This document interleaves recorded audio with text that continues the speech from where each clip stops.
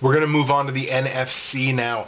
NFC 3v6. The 10-6 Minnesota Vikings travel to fabled Lambeau Field to take on the 11-5 NFC North champion Green Bay Packers.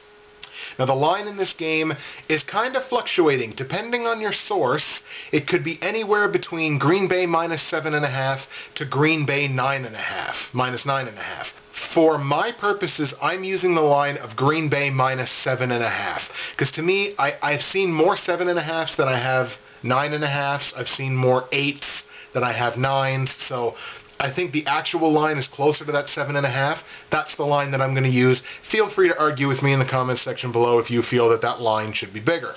Also, the point total number in this game for the purposes of the over-under sits at 46. Now again, taking a look at how Green Bay has performed at home versus how Minnesota has performed on the road.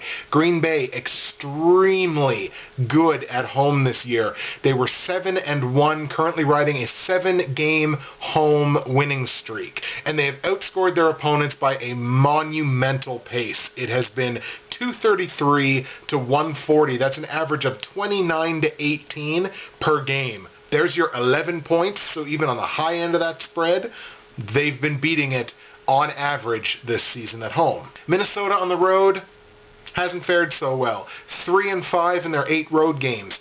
Outscored by their opponents 169 to 183. That's around 21 to 23 a game on the wrong side.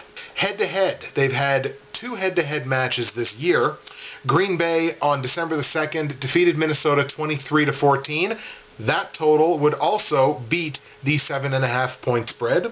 However, on December 30th, Minnesota, on the back of Adrian Peterson almost beating Eric Dickerson's rushing record, pulled off a 37 to 34 victory.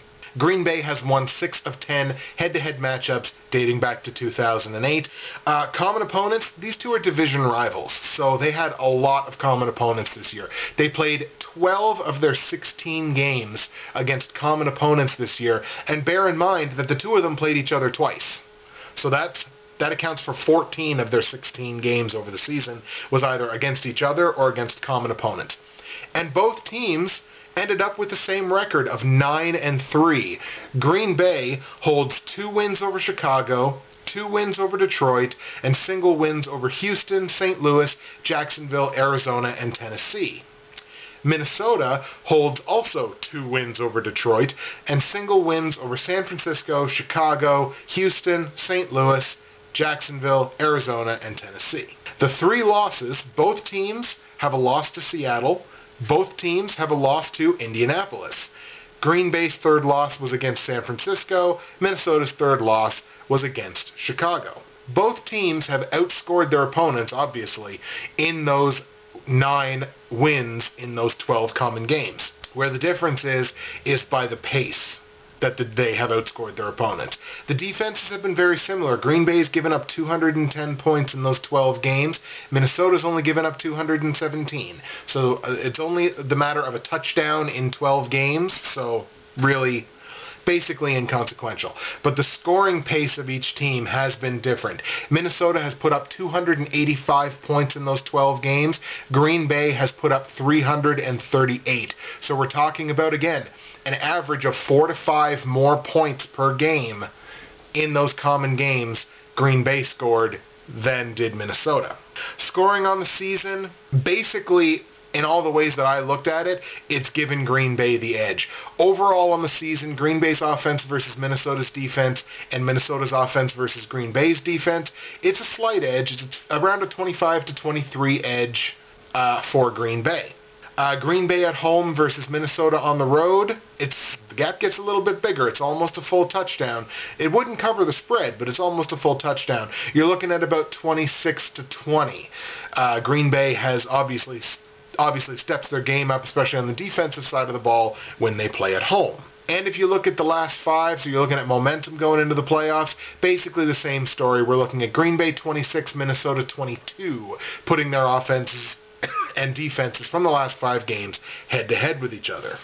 X factors: cold weather. This game is going to be cold. It's in Lambeau in January. It's going to be cold. Right now, the last weather forecast I checked said that the temperatures for the game time is expected to be anywhere between 20 to 26 degrees Fahrenheit. Now, for us Canadians, like me and Geo, that's around -3 to -7. So it's somewhere in that range. It's going to be cold. No precipitation is expected, so they don't expect to get any snow. It's not expected to be very windy. But a general rule of thumb here in football is cold weather games favor the run, which is a huge advantage to Minnesota, obviously, by, AP all day. So that is a distinct advantage to Minnesota if that happens to hold true in this game. Will the real Vikings defense please stand up? When you put Minnesota against a team in the top half of the league offensively, they've allowed 227 points in 10 games. Now, that's not a bad average. It's 23 points, but if Minnesota is going to be giving up 3 touchdowns and change to Green Bay, I don't think they're going to be winning this game, because you think there's 3 touchdowns in a little bit. Well, there's 3 touchdowns for sure. Mason Crosby's usually good for a field goal or 2. So now you're starting to creep up into that 27, 28 point area, something like that. And that's where it gets really, really dangerous for Minnesota, because their offense needs to be able to keep up. And with a pass offense that has not done very much this year, I question whether Minnesota would be able to catch up if that scenario played out. On the same level, Christian Pondering. Christian Ponder needs to play the game of his life in order to beat Green Bay in the playoffs. Ponder has to limit his mental mistakes. He has to avoid sacks, which he's done relatively well this year. He needs to avoid interceptions. He's thrown 12 on the year, and for somebody that doesn't attempt as many passes as a Drew Brees or anything like that, 12's starting to get to a little bit of a big number, and he's got to be able to throw in cold weather. And he's got to be able to do all of these things to find success and then hope that his defense holds. How do I think the game's going to go? If you're looking at the number there, that number was 46, as we mentioned earlier in the video, for the over-under. I'm going to say take the over in this one. 8 of the last 10 games head-to-head between these two have gone over, and the over is 4-0 in the Packers' last 4 home playoff games. So I think the majority of what this is pushing us towards is this game going over 46 points. I think that's the smart play to take if you happen to be betting it. In terms of looking at a final score, I see so many more avenues for Green Bay to win this game than I do for Minnesota. I'm going to take Green Bay 28, Minnesota 20. So I'm taking Green Bay to cover my line of Green Bay -7.5. The home team is 4-0 against the spread in the last 4 matchups with each other. Minnesota is only 1-5 against the spread in Green Bay in their last 6. And looking at their games, the games that Minnesota have lost this year have been relatively big losses. So I'm saying straight up, I'm taking the Packers to beat Minnesota to move on to the next round. If you're betting the line, I say take Green Bay -7.5 if you can get it. The total, I'm saying take over 46 points. The last game of the weekend, NFC 4v5, the matchup of the 2 little teams that could. The Seattle Seahawks at 11-5, traveling to 10-6 Washington to take on RG3 and the Redskins. The line in this game currently sits as Washington +3, which means Washington, the home team, is a 3-point underdog in this game. The number of total points for over-under purposes currently sits, as the other game, at 46. Washington at home this year was 5-3, so Washington did play overall very well at home this year, outscoring opponents 206 to 177, a clip of around 26 to 22 per game. Seattle on the road, not as good. 3-5 on the road, they did still outscore opponents by a clip of 169 to 150, so around 21 to 19 per game. There have been no recent meetings between these two teams.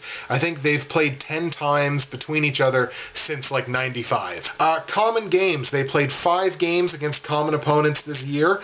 In those games, Washington was 3-2, holding 2 wins over Dallas and a win over the Vikings, losing to St. Louis and Carolina. In those games, Washington outscored their opponents 145 to 127. Seattle, in those 5 common games, were 4-1.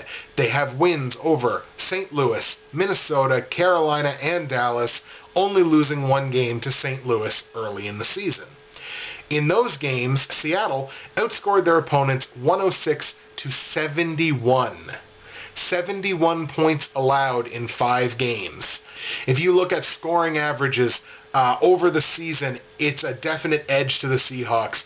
Seahawks offense versus Redskins defense, Redskins offense versus Seahawks defense.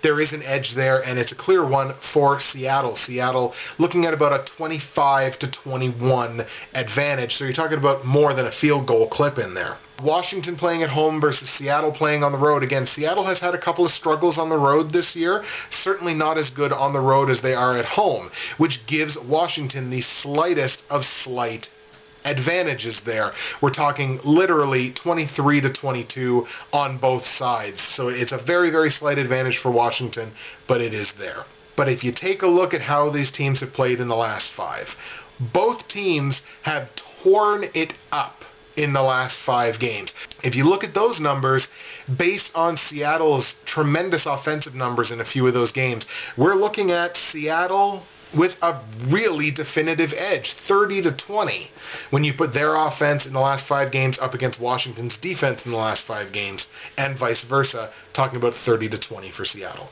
X factors: pistol whipping, RG3's pistol packages, which do pose problems for Seattle.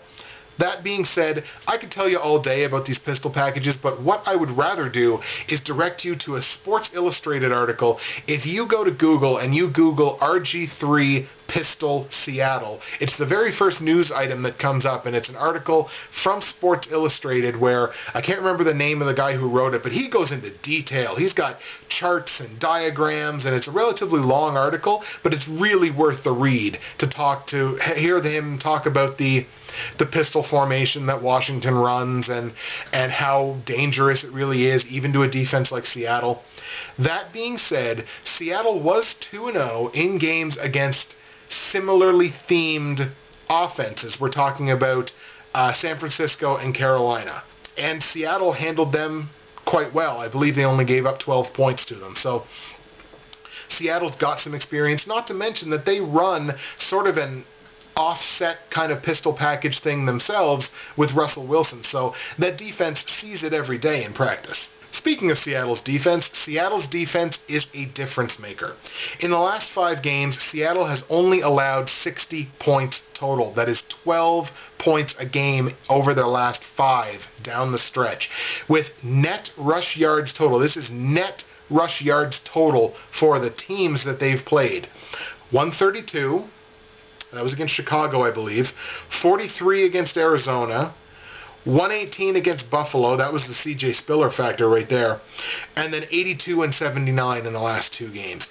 Those are great numbers for net rushing yards for a whole team. Again, Washington's got the best running attack in the league, but if Washington can't top that 150, 170 yards, something like that, net total, I think it's going to be very difficult for them to win this game. The last X factor that I'm going to hit you with, 2 prime Coach of the Year candidates. And if you watch my award shows that are coming up later this month, you'll find out Mike Shanahan and Pete Carroll are really in the running for overall sports coaches of the year, because they've done great things.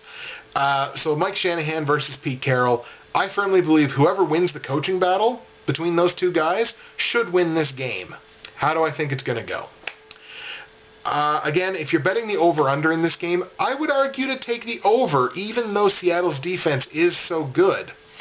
I think Washington's going to score their points and Seattle's going to score their points. And with a number that's at 46, I think it could be very easy for that number to go over. Seattle's last 4 non-division games have all gone over. Washington has gone over in 4 of their last 6, and as we mentioned, just really, really hot offenses on both sides of the ball. So if you're betting the over-under in this game, I'm saying take over the 46.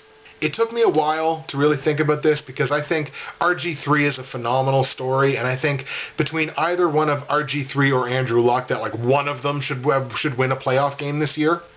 I don't think it's going to happen, to be perfectly honest. I'm taking Seattle 27, Washington 20. So again, we're going over the 46 points. It's not going to be over by a lot, clearly, because that total is only 47. But I still think it is going to go over. If you're betting that line, as we mentioned, the line was Washington +3. Take Seattle -3. Now this is, you have to understand, if you are betting this, that's going against most accepted trends in sports betting. We're talking about you're betting a road favorite and you're betting against the multiple streaks against the spread that Washington is currently on. But I'm saying take it because I don't think Washington's winning this game. So, and I don't think Washington has the defense to keep this game close enough with that line only at +3. Overall, straight up, take the Seattle Seahawks to win on the road, to beat Washington, move on to the next round. If you're betting the line, bet Seattle -3. If you're betting the over-under, take over 46. So we're just going to go over the picks here one more time just to let you all know how we're going. In the AFC, straight up, I am taking Cincinnati to beat Houston on the road to move to the next round. ATS in that game takes Cincinnati +4.5. Over-under, take under 43 points. AFC 4 versus 5, I'm saying the Baltimore Ravens will beat the Indianapolis Colts at home. The line in that game, take Baltimore -6.5. Over-under, take under 46.5 points. In the NFC, 3 versus 6, I'm taking the Green Bay Packers straight up to beat the Minnesota Vikings at home. The line in that game, Green Bay -7.5. Again, it fluctuates in certain places. I'm saying take Green Bay -7.5 against the spread on the line. Over-under, take over 46 points. And in the NFC 4 versus 5, I'm saying the Seattle Seahawks to beat the Washington Redskins on the road. The line in that game takes Seattle -3. Over-under, take over 46 points. That's it for me. That's my preview of Wildcard Weekend this weekend. Holy cow, this is a long video, and I apologize, but there's so much stuff to talk about. Justin, Bridgewater's Finest on YouTube, Blockbuster_guy on Twitter, just getting it in before the memory card fills up.